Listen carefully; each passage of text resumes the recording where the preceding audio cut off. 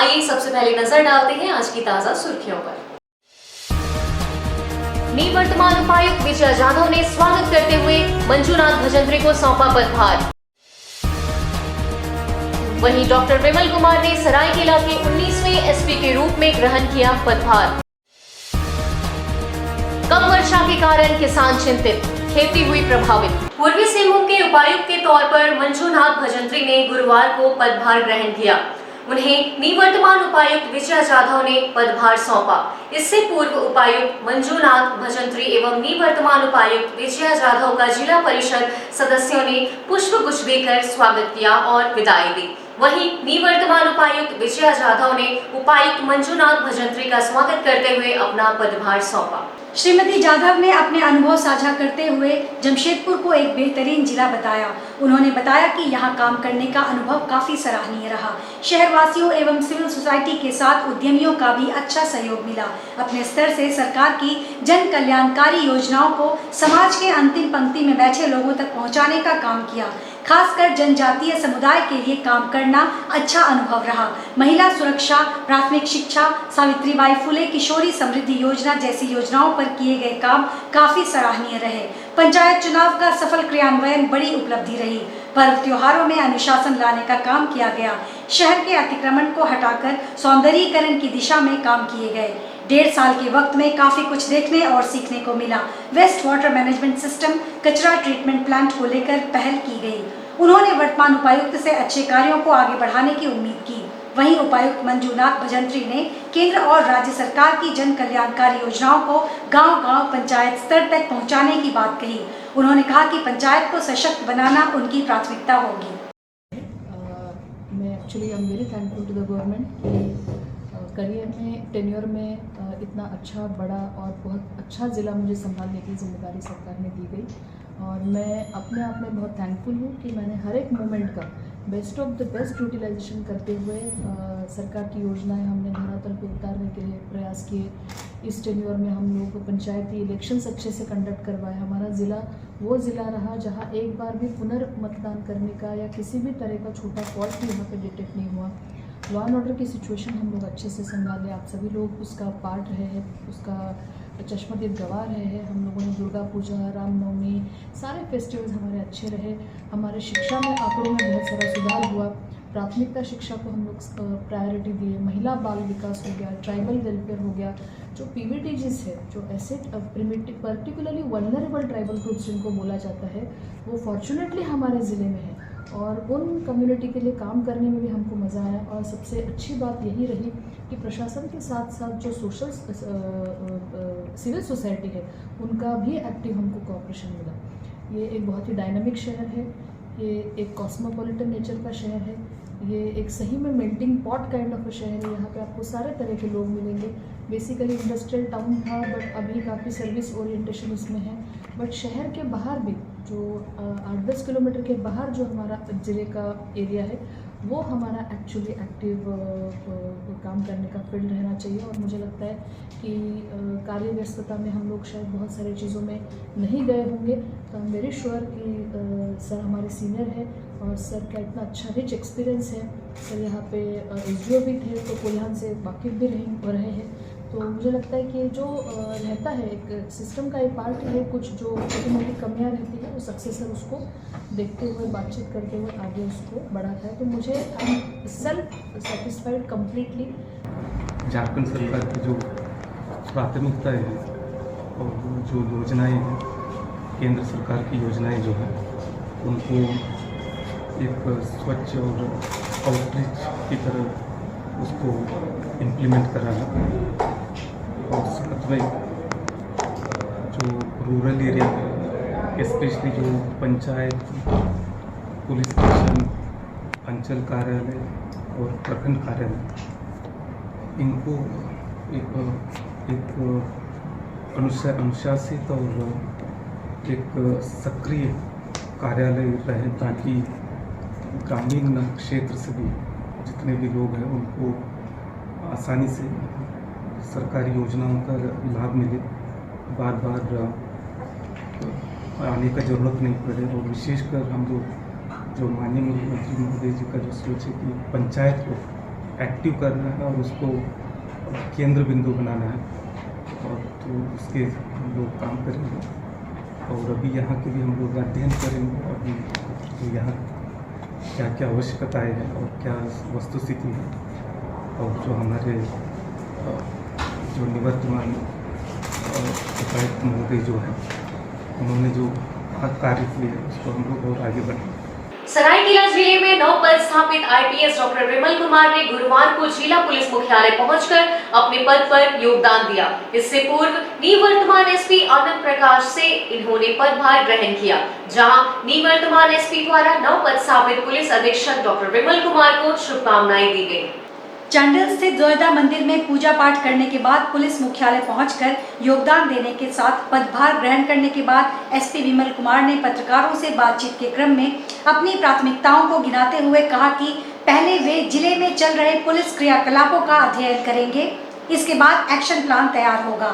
जिले में अवैध धंधे में संलिप्त लोगों को सख्त शब्दों में हिदायत देते हुए उन्होंने कहा कि अवैध धंधे में शामिल लोग गलत काम छोड़ें, अन्यथा उनके विरुद्ध कड़ी कार्रवाई की जाएगी। इसके अलावा उन्होंने पत्रकारों को अपनी अन्य भावी योजनाओं से भी अवगत कराया। इस मौके पर निवर्तमान एसपी के अलावा एसडीपीओ हरविंदर सिंह, मुख्यालय डीएसपी चंदन वत्स और चांडिल एसडीपीओ संजय कुमार सिंह भी मौजूद रहे। जनता के प्रति जो लॉयल्टी है, जो आज तक विश्वास बना है, वो उसको और बेहतर बनाने का पुलिस प्रयास करेगी। अब सामने में मुहर्रम है, हम लोग देखते हैं, बाकी ब्रीफ करेंगे आप लोगों को। या तो वो तो भाग जाए या तो तैयार रहें। पुलिस सख्ती से निपटेगी, पुलिस सख्ती से निपटेगी, कार्रवाई करेगी। अगर कोई भी पुलिस पदाधिकारी दोषी पाए जाएंगे वो भी बख्शे नहीं आएंगे। और जमशेदपुर जिला मुख्यालय पर United Forum Peace and Justice की ओर से प्रदर्शन करते हुए उपायुक्त के माध्यम से राष्ट्रपति के नाम ज्ञापन सौंपा गया। ज्ञापन के माध्यम से राष्ट्रपति से मणिपुर में हिंसा रोकने और अमन चैन बहाली करने को लेकर पहल करने की मांग की गई। मणिपुर में जारी हिंसा और महिला उत्पीड़न के मामलों की रोकथाम को लेकर देश भर में प्रधानमंत्री नरेंद्र मोदी, गृह मंत्री अमित शाह और मणिपुर सरकार के खिलाफ आक्रोश व्याप्त है। जगह जगह प्रधानमंत्री, गृह मंत्री और मणिपुर सरकार के पुतले फूंके जा रहे हैं। प्रधानमंत्री से मणिपुर हिंसा को लेकर जवाब मांगे जा रहे हैं। सदन ठप पड़ा हुआ है, बावजूद इसके गतिरोध थमने का नाम नहीं ले रहा। इधर गुरुवार को जमशेदपुर जिला मुख्यालय पर United Forum Peace and Justice की ओर से प्रदर्शन करते हुए उपायुक्त के माध्यम से राष्ट्रपति के नाम ज्ञापन सौंपा गया। ज्ञापन के माध्यम से राष्ट्रपति से मणिपुर में हिंसा रोकने और अमन चैन बहाली करने को लेकर पहल करने की मांग की गई। फोरम के रियाज खान ने मणिपुर हिंसा को देश के लिए दुर्भाग्यपूर्ण बताते हुए इस पर अविलंब रोक लगाने की मांग की। खासकर जनजातीय समुदाय की महिलाओं को निर्वस्त्र कर गैंगरेप की घटना की कड़े शब्दों में निंदा की। उन्होंने केंद्र सरकार को इस पूरे मामले में विफल बताया। जो कि एक यूनाइटेड प्लेटफॉर्म है जमशेदपुर में तमाम धर्म समुदाय के लोगों का, उसके द्वारा आज तमाम लोग एकजुट हुए हैं और जमशेदपुर के उपायुक्त को हम लोग एक मेमोरेंडम उनके माध्यम से राष्ट्रपति के नाम दे रहे हैं। पिछले 3 महीनों से जो घटनाएं हो रही है मणिपुर में, या यूँ किया कहा जाए कि स्टेट स्पॉन्सर्ड टेररिज्म आसाम में जारी है। वहाँ जिस तरह से महिलाओं को जुल्म हो रहा है, जिस तरह से वहाँ दूसरे धर्म के चर्चेस जलाए जा रहे हैं, मंदिरों को जलाया जा रहा है, ये बहुत ही अवमाननीय कृत्य है और इस पर जल्द से जल्द रोक लगाया जाना चाहिए।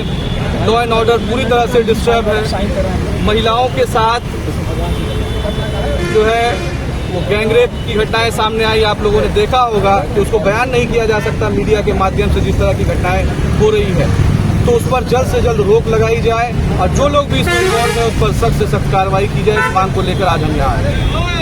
महिलाओं को न्याय मिलना चाहिए, इसके लिए हम द्रौपदी मुर्मू जी को ज्ञापन सौंपने वाले हैं और उनसे रिक्वेस्ट करने वाले हैं। वो भी एक महिला है, एक माँ है, एक बेटी की माँ है, तो वो समझ सकती है कि महिलाओं पर हो रहे अत्याचार से सारा समाज, सारा देश कितने बुरी तरह से हताहत है। तो हमें अपने महिलाओं की सुरक्षा के लिए कुछ करना होगा सर। और मणिपुर में जो दो प्रजातियों में, जो दो जनजातियों में जो हिंसा हो रही है, उसके खिलाफ हम लोगों को लड़ना होगा। आदित्यपुर औद्योगिक क्षेत्र की जर्जर सड़क और नाले निर्माण के लिए डीपीआर बनना शुरू हो गया है। यह कार्य क्रिएटिव इंजीनियर सर्विसेज को सौंपा गया है। जियाडा बोर्ड बैठक में लिए गए निर्णय के अनुसार आरसीडी ने डीपीआर तैयार करने के लिए क्रिएटिव इंजीनियरिंग सर्विसेज को काम सौंपा है। इसके जूनियर इंजीनियर ने गुरुवार को जियाडा के सहायक अभियंता एन चौधरी के संग औद्योगिक क्षेत्र की सभी 7 फेज की जर्जर सड़कों का सर्वे किया। सर्वे के मौके पर उद्यमी संगठन एशिया के अध्यक्ष इंदर अग्रवाल, लघु उद्योग भारती के उपाध्यक्ष दशरथ उपाध्याय, एशिया के सचिव टिकेश माहेश्वरी आदि भी मौजूद थे। उन्होंने औद्योगिक क्षेत्र की जर्जर सड़कों और नालियों से सर्वेयर को अवगत कराया। जियाडा के सहायक अभियंता प्रवीण चौधरी ने बताया कि अभी डीपीआर तैयार हो रहा है, जिसके बाद प्रशासनिक स्वीकृति के उपरांत संभवतः सितंबर 2023 से सड़क और नाली निर्माण शुरू हो जाएगा। सर्वे करना है, हाँ। सर्वे करके जो डीपीआर बना के भेजेंगे हेड ऑफिस, तब सैंक्शन होगा फिर काम स्टार्ट। पूरा इंडस्ट्रियल पूरा इंडस्ट्रियल सर, हाँ सारे शुरू क्या है, डीपीआर बनेगा, डीपीआर बनेगा, फिर इलेक्ट्रिकल सैंक्शन होगा, फिर उसके बाद प्रोसेस तो है।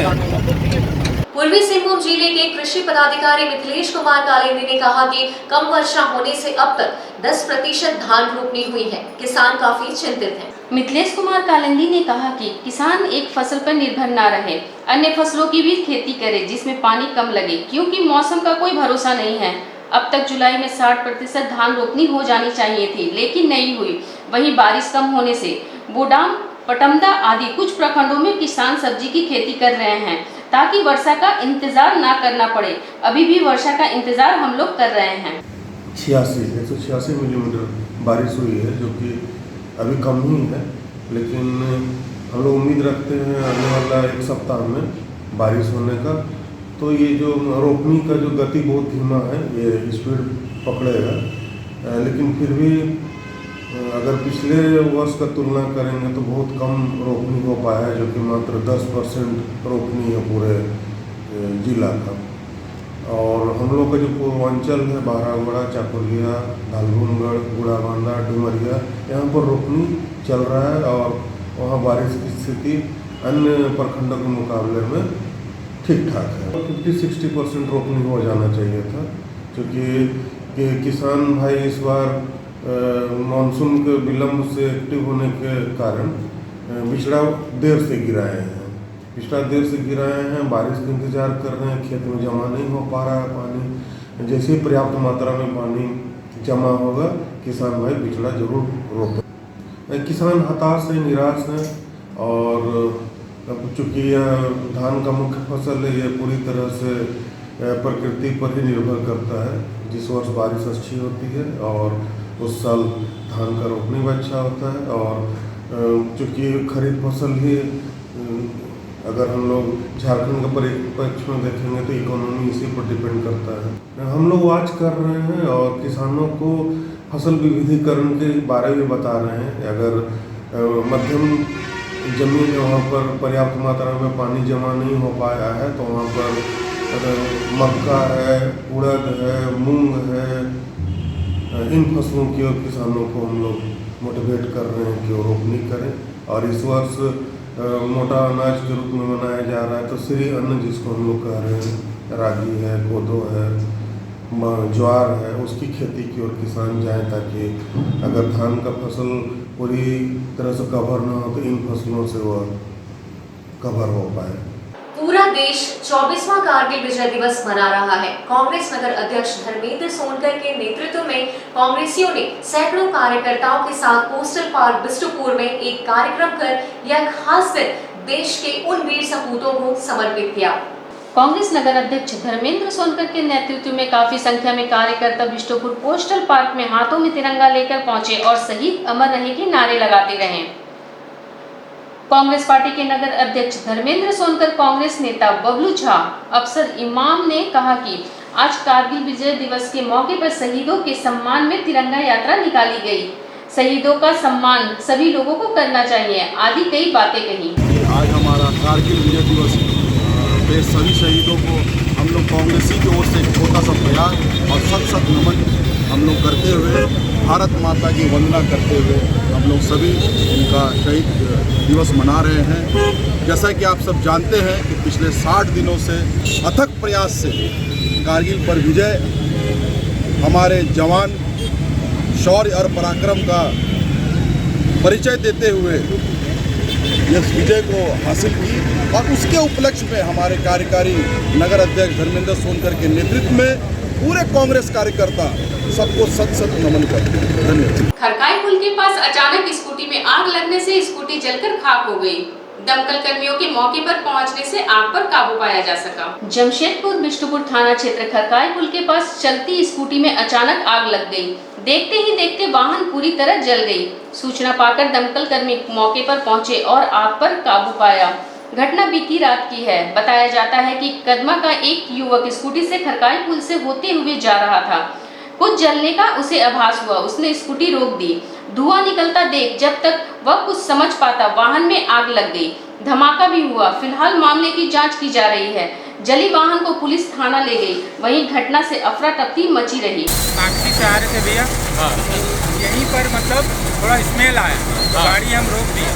हमको क्या चीज़ का स्मेल आ रहा है, नीचे उतर के देख रहे कि मैंने धुआं निकल रहा है। पहले हम सीट खोल के देखे तो नीचे में तो आग लगा हुआ था। हम जैसे उतारने खोले वैसे में ब्लास्ट टाइप का हुआ। आग बुझा नहीं, थोड़ा सा हट गया, तब तक पूरा आग ही पकड़ लिया। मैंने एक्सेस था सुजुकी का। आज के इस बुलेटिन में बस इतना ही। हम जल्द हाजिर होंगे कुछ और नई खबरों के साथ। तब तक के लिए SSN न्यूज की पूरी टीम की ओर से मुझे दीजिए इजाजत। नमस्कार।